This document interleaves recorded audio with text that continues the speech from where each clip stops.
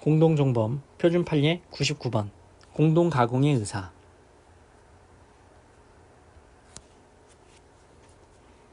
화가 난 피고인이 손으로 피해자의 멱살을 잡아 흔들다 뒤로 밀어 피해자로 하여금 나무 기둥에 뒷머리를 부딪히게 하였고, 이때 뒤따라 들어오던 상피고인이 그 장면을 보고 피해자에게 달려들어 양손으로 멱살을 잡고 수에 흔들다가 밀어서 또다시 시멘트 바닥에 부딪히게 했으며, 삽을 손에 들고 피해자의 얼굴 우측 부위를 때려 넘어지면서 뒷머리를 장독대 모서리에 부딪히게 하여 피해자로 하여금 사망에 이르게 하였다라는 사실을 바탕으로 피고인과 상피고인을 원심은 상해치사죄의 공동정범으로 처단하고 있지만, 공동정범이란 행위자 상호 간의 범죄 행위를 공동으로 한다는 공동가공의 의사를 가지고 범죄를 공동 실행하는 경우에 성립하는 것으로서, 여기에서의 공동가공의 의사는 공동행위자 상호 간에 있어야 하며 행위자 일방의 가공 의사만으로는 공동정범 관계가 성립할 수 없다 할 것인 바, 이 원심이 인정한 싸움의 경위와 내용에 의하면 피고인과 상피고인의 각 범행은 우연한 사실에 기하여 우발적으로 발생한 독립적인 것으로 보일 뿐, 양인 간에 범행에 관한 사전 모의가 있었던 것으로 보여지지 않고, 피고인이 상피고인의 가세 사실을 미리 인식하였거나 의욕하였던 것으로 보기 어려운 바, 피고인과 상피고인 사이에 암묵적으로라도 공동실행의 의사가 형성된 것으로 보기 어려우니, 피고인을 상해치사죄의 공동정범으로 본 원심 판단에는 공동정범의 법리를 오해하여 법률 적용을 잘못한 위법이 있다고 할 것이다.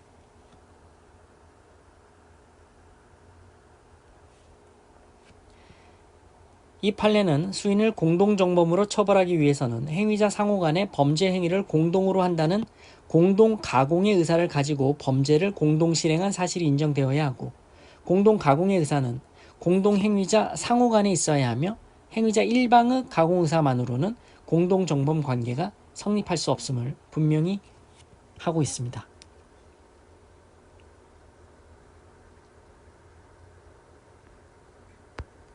100번 공동가공의 의사. 형법 30조의 공동정범은 2인 이상이 공동하여 죄를 범하는 것으로서 공동정범이 성립하기 위하여는 주관적 요건으로서 공동가공의 의사와 객관적 요건으로서 공동의사에 기한 기능적 행위 지배를 통한 범죄의 실행 사실이 필요하고, 공동가공의 의사는 타인의 범행을 인식하면서도 이를 제지하지 아니하고 용인하는 것만으로는 부족하고, 공동의 의사로 특정한 범죄 행위를 하기 위하여 일체가 되어 서로 다른 사람의 행위를 이용하여 자기의 의사를 실행에 옮기는 것을 내용으로 하는 것이어야 한다. 이와 같은 공동가공의 의사는 이른바 공모 공동정범의 경우에 있어서도 마찬가지로 요구된다. 공동피고인 2의 제의에 따라 공동피고인 1은 피해자 2를, 공동피고인 2는 피해자 1을 각 강간하기로 했으나 피고인은 아무런 말도 하지 않았다. 공동피고인 2와 공동피고인 1이 피해자들을 강간하기 위해 숲속으로 끌고 갈 때 피고인은 야산 입구에 앉은 채 우리 그대로 가만히 앉아있자고 하면서 자신의 몸에 손도 대지 않았고, 피고인 옆에 앉아 서로 각자 가지고 있던 담배를 피우면서 얘기를 하였고, 자기 휴대폰으로 수차 전화를 걸어온 피해자 2의 남자친구인 공소의 2와 통화를 하기까지 하였다. 이런 사정을 종합해 올 때 피고인이 피해자 일행을 강간하자는 제의를 받고 가부간에 아무런 의사표시를 하지 않은 채 가만히 있었다는 점만으로는 피고인이 공동피고인 2, 공동피고인 1과 강간 범행을 공모한 것으로 보기는 어렵다.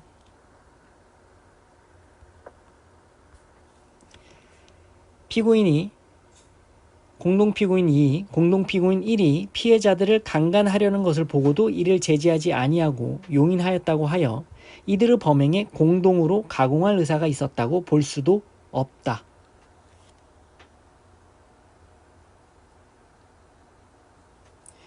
이 판례는 공동정범의 성립 요건인 공동가공의 의사가 있다고 하기 위해서는 공동가공의 의사는 타인의 범행을 인식하면서도 이를 제지하지 아니하고 용인하는 것만으로는 부족하고, 공동의 의사로 특정한 범죄 행위를 하기 위해 일체가 되어 서로 다른 사람의 행위를 이용하여 자기의 의사를 실행에 옮기는 것을 내용으로 하는 것이어야 함을 명시하였다는 점에 그 의의가 있다.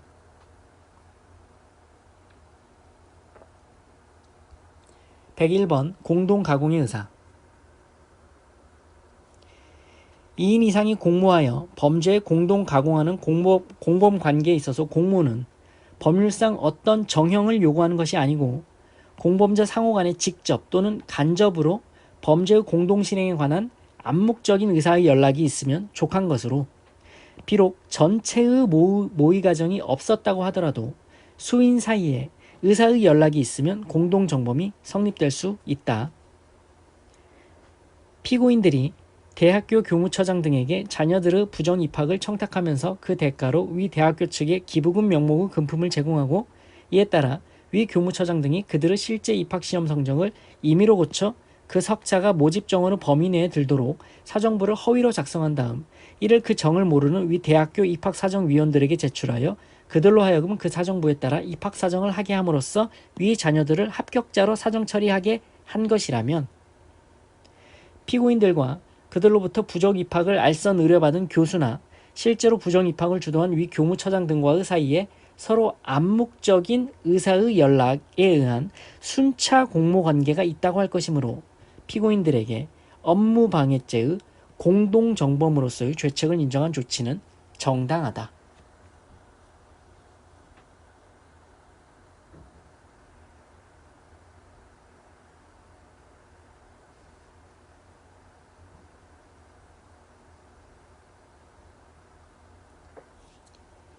(102번) 공동실행의 사실. 공동정범이 성립하기 위하여는 반드시 공범자 간에 사전 모의가 있어야 하는 것은 아니며, 암묵리에 서로 협력하여 공동의 범위를 실현하려는 의사가 상통하면 공모가 있다 할 것이고, 공모가 있는 이상 반드시 각 범행의 실행을 분담할 것을 요하지 아니하고 단순히 망을 보았어도 공범의 책임을 면할 수 없다 할 것인 바, 피고인 2가 피고인 1과 강간을 모의한 후 피해자 1을 강간하고 있는 동안 피고인 1이 위 강간으로 한거불능 상태에 있는 피해자 1을 넥타이로 파근을 묶고 동료의 딸 피해자 2를 살해하고, 피고인 2가 강간 행위를 끝내고 마루로 나가 망을 보고 있는 사이에 피고인 1은 후환이 두려워 증거를 남기지 않기 위해 현주 건조물을 방어하고 이로 인해 동료를 일산화탄소 중독으로 사망하게 하여 살해하였다면, 피고인 2는 위 강간 이후 범행에 대하여도 피고인 1과 암묵적인 의사의 연락이 있었다고 보여지며, 피고인 2는 망을 보는 등의 일련의 협력관계에서 저질러진 이 사건 살인죄 및 현주 건조물 방어죄에 대하여도 그 죄책을 면할 수 없다.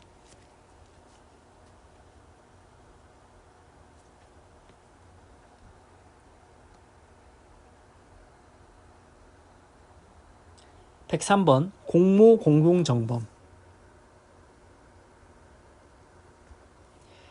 형법 30조의 공동정범은 공동가공의 의사와 그 공동의사에 기한 기능적 행위 지배를 통한 범죄 실행이라는 주관적 객관적 요건을 충족함으로써 성립하므로, 공모자 중 구성요건 행위를 직접 분담하여 실행하지 아니한 사람도 위 요건의 충족 여부에 따라 이른바 공모 공동정범으로서의 죄책을 질 수도 있다. 구성요건 행위를 직접 분담하여 실행하지 아니한 공모자가 공모 공동정범으로 인정되기 위하여는 전체 범죄에 있어서 그가 차지하는 지위 역할이나 범죄 경과에 대한 지배 내지 장악력 등을 종합하여 그가 단순한 공모자에 그치는 것이 아니라 범죄에 대한 본질적 기여를 통한 기능적 행위 지배가 존재하는 것으로 인정되어야 한다. 공사 등을 한한 종합건설 등의 업체를 보유하여 경영하고 있는 피고인은 종합건설의 명의로 A공사, B공사, C공사를 각 수주받아 시공하였는데, A공사의 현장 소장이 금품 향응 등을 제공하였고 B공사의 현장 소장이 금품 향응 등을 제공하였다. 또 C공사의 현장 소장도 현금을 교부하거나 공유의 의사표시를 했다. 피고인은 현장 감독관 등에 대한 식대, 명절, 선물비 등으로 지출되는 대관 업무비의 예산 편성을 주도 또는 후원했을 뿐만 아니라 위 현장 소장들이 각자의 판단에 따라 대관 업무비를 지출한 후 매월 그 상세 내역을 보고하면 사후에 이를 확인한 후 결제를 해주었으며 그 금액이 과다하다고 생각되면 그 금액을 삭감하기도 하였다. 현장 소장이 피고인에게 보고한 대관 업무비 내역서에는 사용 내역과 상대방 그 금액까지 구체적으로 기재되어 있다. 그렇다면 피고인은 위 회사를 유일하게 지배하는 자로서 회사 대표의 지위에서 장기간에 걸쳐 현장 소장들의 뇌물 공여 행위를 보고받고 이를 확인 결제하는 등의 방법으로 현장 소장 등의 뇌물 공여 행위에 관여했다면 비록 피고인이 사전에 현장 소장들에게 구체적인 대상 및 액수를 정하여 뇌물 공여를 지시하지 아니했다 하더라도 이 사건 뇌물 공여의 핵심적 경과를 계획적으로 조정하거나 촉진하는 등으로 현장 소장 등의 뇌물 공여 행위에 본질적 기여를 함으로써 기능적 행위 지배를 했다고 봄이 상당하다. 건설회사의 경영자가 현장 감독관을 통해 공무원 등의 뇌물을 공여한 경우 공모 공동정범으로 처벌된다.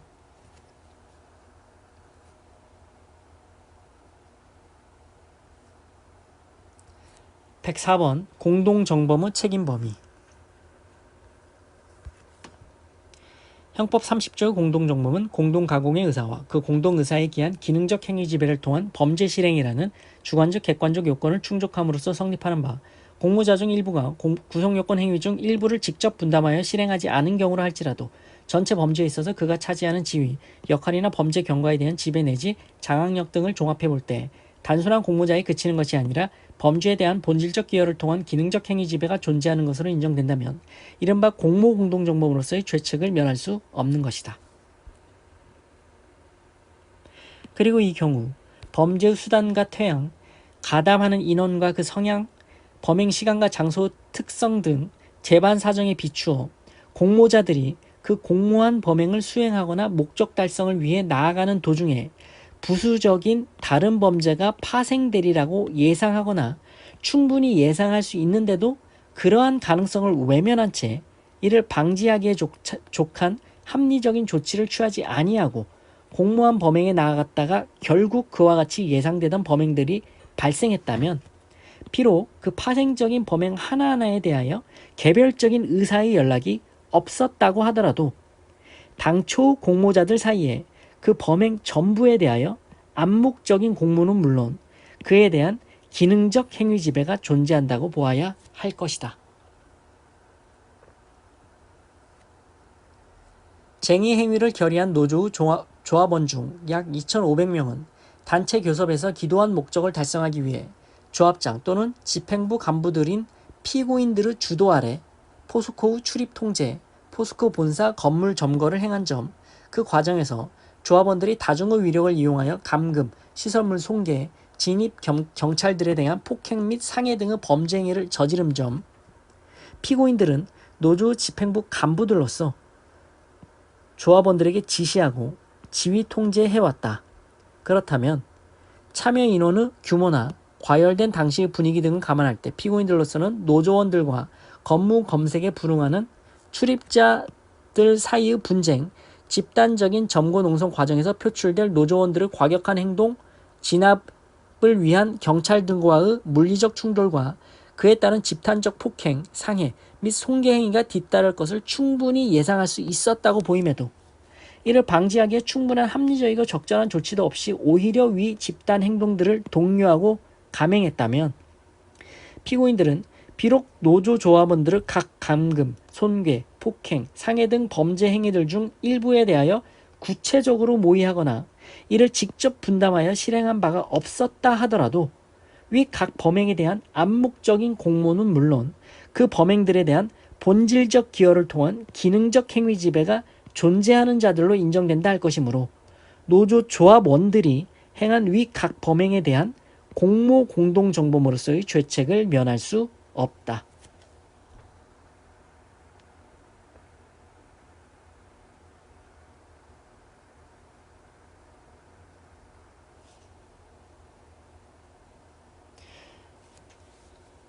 공동정범의 성립 요건에 관한 표준 판례에 대해서 살펴보셨습니다.